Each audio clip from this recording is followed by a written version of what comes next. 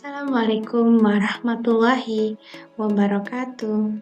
Hari ini saya akan menjelaskan tentang substansi dan strategi dakwah Rasulullah SAW periode Madinah.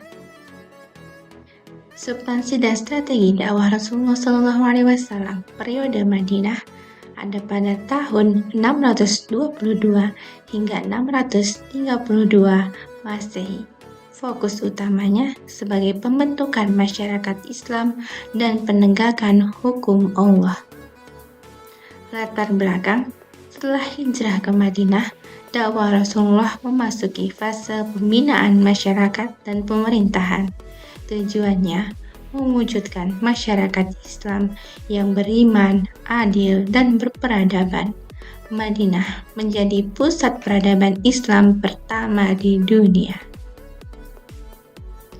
Substansi dakwah di Madinah yaitu pembinaan akidah, menegakkan tauhid dan membersihkan akidah dari syirik, menanamkan keyakinan bahwa Allah adalah satu-satunya sumber hukum dan kekuasaan, pembinaan ibadah dan akhlak, menegakkan sholat berjamaah, zakat, puasa, dan haji, membangun akhlak sosial, jujur, adil, sabar, dermawan, dan saling menghormati.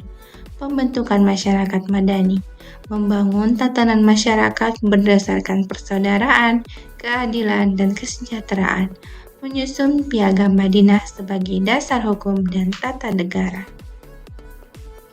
Selanjutnya, substansi dakwah yaitu penegakan hukum dan keadilan, menetapkan hukum pidana, perdata, dan keluarga berdasarkan syariat Islam, menegakkan keadilan tanpa memandang status sosial. Dakwah global dan diplomasi, mengirim surat dakwah kepada raja-raja dunia, dakwah melalui perdamaian dan perjanjian, bukan hanya peperangan. Strategi dakwah Rasulullah SAW di Madinah antara lain membangun masjid sebagai pusat dakwah. Masjid Nabawi menjadi pusat kegiatan ibadah, pendidikan, sosial, dan pemerintahan. Mempersaudarkan kaum muhajirin dan ansor, Rasulullah menumbuhkan ukhuwah Islamiyah untuk menghapus permusuhan dan kecemburuan sosial. Menyusun Piagam Madinah, mengatur kehidupan antar umat beragama, menjamin kebebasan beragama dan keamanan bersama.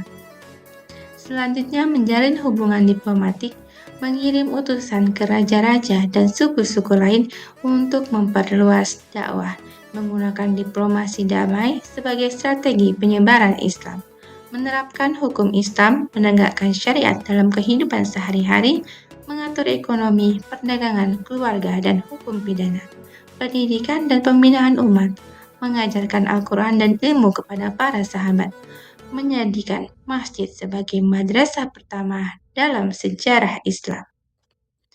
Hasil dakwah di Madinah: terbentuknya masyarakat Islam yang beriman, berilmu, dan berperadaban tinggi. Islam menyebar ke seluruh jazirah Arab. Terwujudnya pemerintahan Islam pertama yang berasaskan keadilan dan musyawarah. Umat Islam menjadi kekuatan politik dan spiritual utama. Kesimpulan: dakwah di Madinah merupakan periode pembentukan sistem kehidupan Islam secara menyeluruh. Rasulullah bukan hanya sebagai nabi dan rasul, tetapi juga pemimpin, pendidik, dan negarawan. Keberhasilan beliau menjadi model sempurna bagi sistem pemerintahan dan masyarakat Islam. Semoga bermanfaat. Terima kasih banyak. Wassalamualaikum warahmatullahi wabarakatuh.